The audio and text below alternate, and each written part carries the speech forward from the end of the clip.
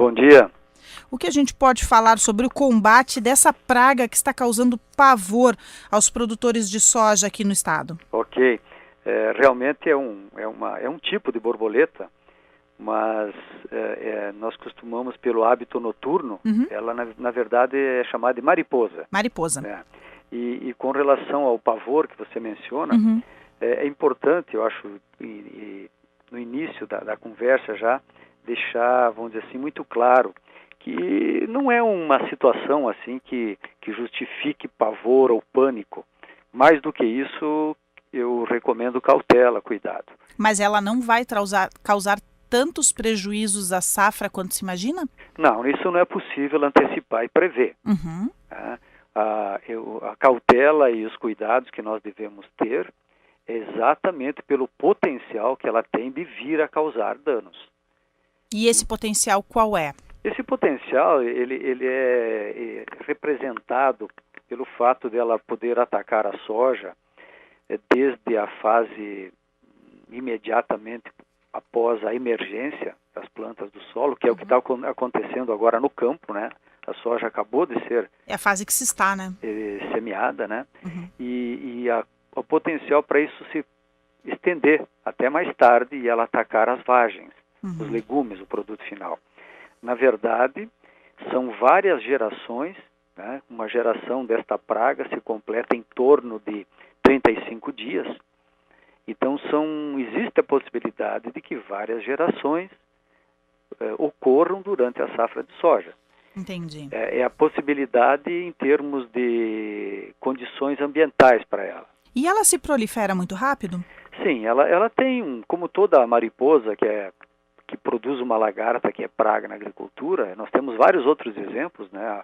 A própria lagarta da soja, a lagarta falsa medideira da soja, a lagarta do milho, a lagarta do trigo, são todas elas oriundas de uma mariposa que tem uma capacidade de reprodução bastante significativa, né? Para você ter uma ideia, é normal imaginar que uma mariposa dessas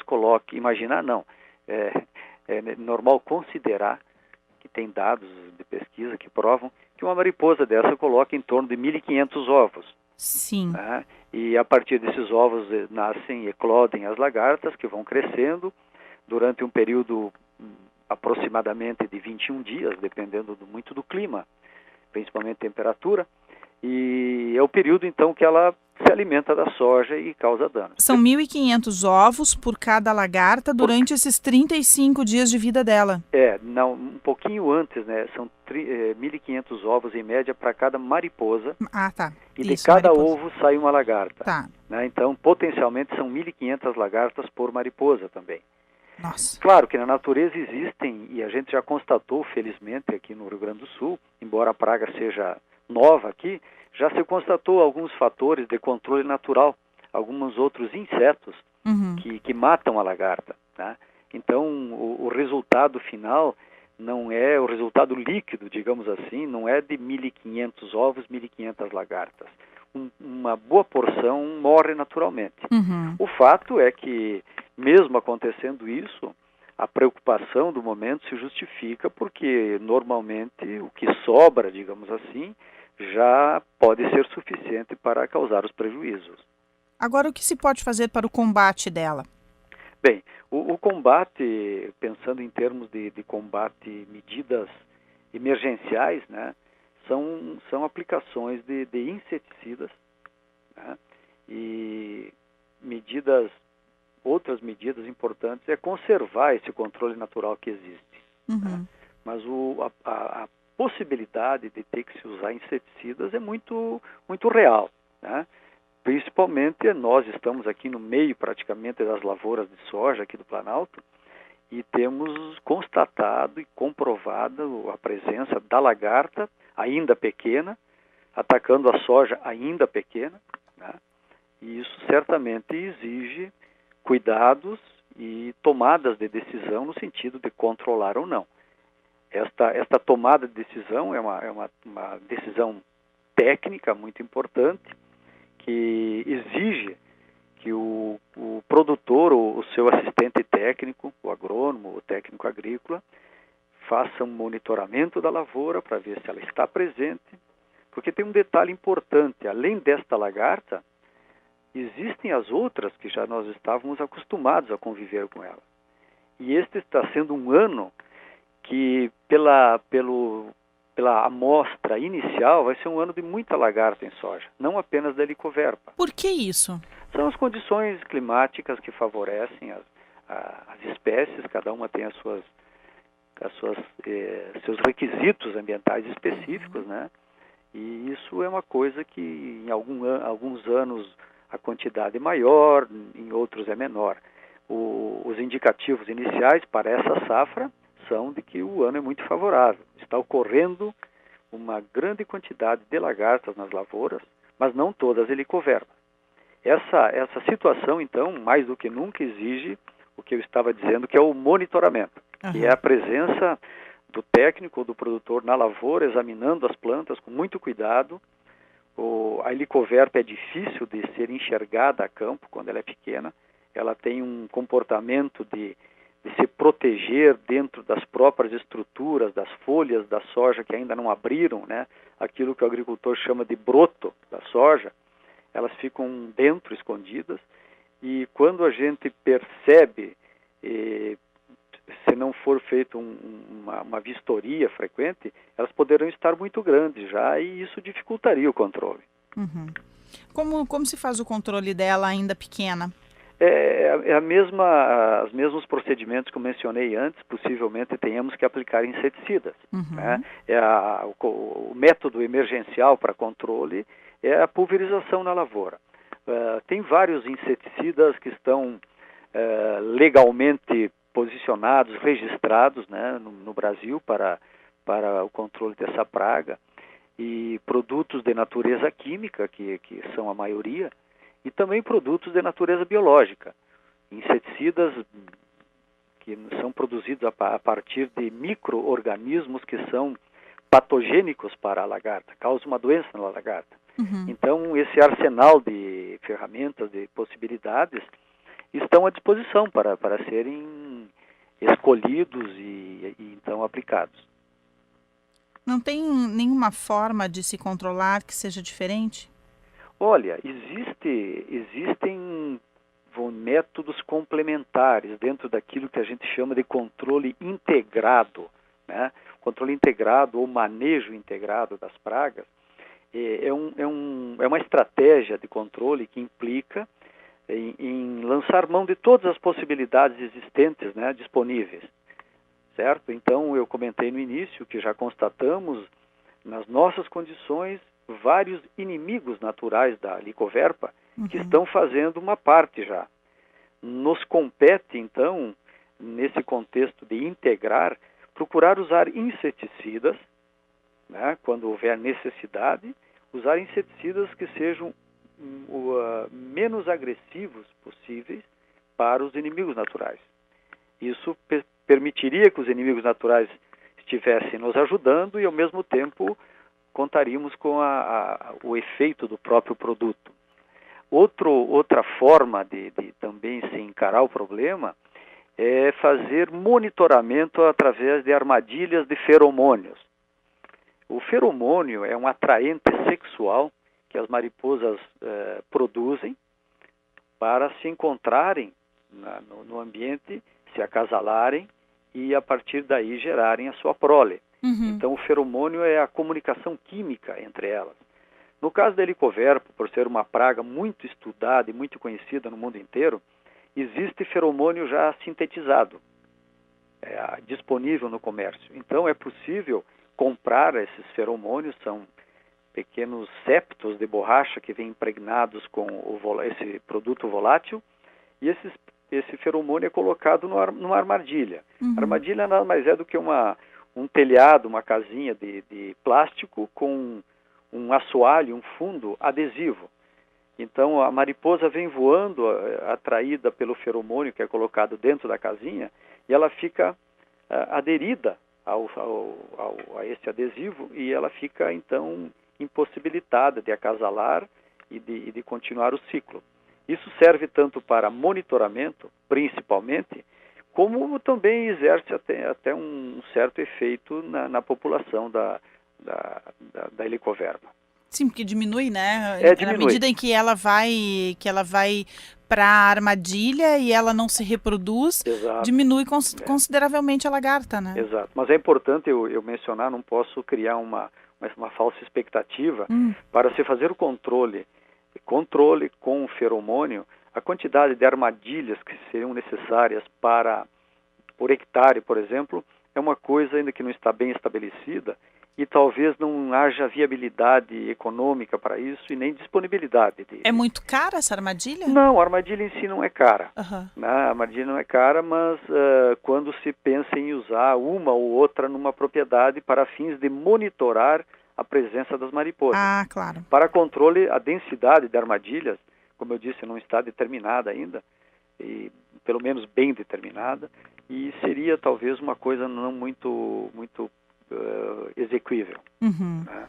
Seria complicado, né, para o produtor. Nesse momento, né, é importante, Ieda, nós entendermos que todos nós, assim, em todos os níveis, né, o agricultor, o assistente técnico, nós, os pesquisadores, nós estamos diante de um problema novo. Eu estou lhe falando uma série de informações que eu busquei na literatura e outros colegas também buscaram, e nós estamos checando isso para as nossas condições. O senhor começou a pesquisar essa lagarta quando? Nós começamos a pesquisá-la no final do ano passado, em dezembro, nesta época, há um ano atrás, quando começou a haver uma queixa, a chegar até nós, uma série de queixas em relação um relato de que tinha um tipo de lagarta que estava sendo resistente ou tolerante ao controle usualmente praticado. Né? A partir daí, sabendo já das notícias de que isso também estava acontecendo no Brasil Central, no oeste da Bahia principalmente, no Mato Grosso, em Goiás, se levantou a possibilidade de que poderia ser o mesmo problema que estaria acontecendo lá já há mais tempo. E a partir daí, como o pessoal de lá também estava fazendo, nós começamos a fazer aqui um processo investigativo no sentido de identificar a espécie ou as espécies cientificamente, porque nem na Bahia ainda se sabia da existência da Helicoverpa armígera. Isso foi comprovado no início de 2013, lá na Bahia, e aqui no Rio Grande do Sul um pouco mais tarde. Nós conseguimos, agora no mês de novembro, comprovar que o que nós temos aqui também é Helicoverpa armígera. Agora, ela vem da onde? Porque tem registros na África, Ásia, Oceania e Europa. Como teria entrado no Brasil? Nós não podemos precisar de onde ela veio, quando ela veio, e muito menos de que forma ela veio. Como você falou, ela está amplamente distribuída, possivelmente a região de origem dela seja a parte sul da Europa, a região do Mediterrâneo, mas ela está bem distribuída através de registros de danos de ocorrência na África, no Oriente Médio, nas demais regiões da Ásia, como Índia, China, as ilhas do Pacífico e muito na Austrália também. Então é uma praga que só não existia nas Américas, né? Embora aqui nós tenhamos algumas espécies muito próximas do ponto de vista da evolução e da biologia e da morfologia. Nós temos aqui uma lagarta chamada lagarta da espiga do milho, a lagarta da maçã do algodoeiro, que são pragas extremamente semelhantes morfologicamente e muito próximas do ponto de vista da evolução das espécies. Mas essa armígera nós não tínhamos aqui. Então, nós sabemos que ela deve ter vindo de algum desses lugares, quando, como eu disse, o registro oficial da espécie foi comprovado em 2013, mas tem muitas evidências mostrando que ela já estava presente aqui, né, causando, então, danos. Isso pode ser na importação de uma muda, por exemplo? Pode, tentando, vamos dizer assim, especular sobre como ela teria entrado. Né, uma das possibilidades, e que me parece uma possibilidade bem interessante de considerar, é o comércio de vegetais, o comércio internacional, por exemplo, de mudas e flores, principalmente. Uhum. Veja bem que eu falei em flores, né? Claro, É uma porque praga, pode vir, né? Pode, é uma praga que nós não vamos chamá-la pelo nome comum de lagarta da soja, nem lagarta do trigo, nem lagarta do milho, nem lagarta do algodão, nem do tomateiro, nem do sorgo, nem do... e veja que eu estou citando espécies. Porque ela, enquanto inseto, ela pousa em qualquer lugar, ela né? pousa, oviposita, e a sua prole, a lagarta, come todas essas espécies de vegetais que eu citei. Então ela pode muito bem ter vindo em plantas ornamentais. Né? Agora, eu tenho notícia que logo vai haver um evento científico, se eu não me engano, em São Paulo, para tratar da helicoverpa no contexto da horticultura, da olericultura, uma vez que o tomate industrial, que é uma das, vamos dizer assim, culturas predominantes em Goiás, no Brasil Central, para abastecer a indústria de massa de tomate, ketchup, etc., o tomate é um dos hospedeiros preferidos por ela. Opa! Ela é uma praga que gosta muito ou precisa muito, em determinado momento do seu ciclo, comer a frutificação das plantas. Então, é o fruto do tomate, são os grãos de soja ou legume, a maçã do algodoeiro, que é a estrutura de frutificação do algodoeiro, que ela, vamos dizer assim, também precisa, e é ali que os danos são maiores. Né? Então, na verdade, esse alerta que nós estamos passando agora com relação ao soja em todo o país precisa realmente chamar a atenção de todo o setor agrícola do país, porque logo mais nós poderemos ter aí prejuízos em vários setores. Claro, sem dúvida. Nós tivemos agora, no final da safra de trigo, algumas constatações da presença da lagarta no final da cultura, sem causar dano, eram casos mais esporádicos. Observamos também em milho e também na canola. Então, você tem razão, quer dizer, o nosso alerta, digamos assim, ele também deve ser emitido nesse sentido, não é uma praga específica, embora, pela importância econômica da soja, é ali que as atenções se depositam, digamos assim. Não seria mais interessante que se parasse de chamá-la de lagarta da soja nesse momento, para que não ficasse restrito a uma cultura apenas? Sem dúvida, nós não usamos essa denominação, lagarta da soja. Lagarta da soja, esse nome no meio agronômico, está, digamos assim, consagrado para uma outra espécie, que é a antiga e conhecidíssima lagarta da soja, que se chama Anticarcia gematalis. E a helicoverpa, hoje ela não tem um nome comum. Ela não vai ser chamada de lagarta da soja nem de lagarta do algodão, como eu disse anteriormente. Ela está sendo chamada popularmente pelo próprio nome, uma parte do nome científico, helicoverpa. É a lagarta do momento, digamos assim. É a lagarta do momento, Muito obrigada, professor José Salvador. Se você me permite, diga. Eu tenho o dever de fazer uma colocação no final, no sentido de nós termos uma postura bem equilibrada, nem de pânico e nem de relaxamento em relação a essa praga. Quer dizer, toda a situação mais alarmista, digamos assim, pode gerar esse pânico entre agricultores, no próprio comércio, né? E nós queremos colocar e deixar claro uma outra mensagem. Nós temos que ficar atentos, cautelosos. A palavra-chave no momento é monitorar o problema para poder tomar a decisão de controla ou não controla. E se for o caso de controlar, o que usar. E mais do que isso, que dose deverá ser usada, uma vez que é uma lagarta de difícil controle, né? E tudo isso é importante, então, que seja sustentado pelo monitoramento. E a decisão final, ela tem que ser quase que caso a caso. Eu não posso colocar aqui uma receita, né? E use tal produto, tal dose, porque as opções são várias. E a assistência técnica estará certamente... eu não digo totalmente preparada, porque eu estaria sendo incoerente com o que eu disse antes, nós é um problema novo. Mas a nossa assistência técnica, ela é bem estruturada, né, e bem preparada para se ajustar a esse novo problema e resolvê-lo. Professor José Salvadori, muito obrigada pela entrevista, pelo alerta, e nós também vamos monitorar tudo que está sendo feito com relação à Helicoverpa armígera. Ok. Aqui na Universidade de Passo Fundo, na Faculdade de Agronomia e Medicina Veterinária, nós estamos à disposição na medida que a gente puder ajudar em alguma coisa. Um bom final de semana. Obrigado.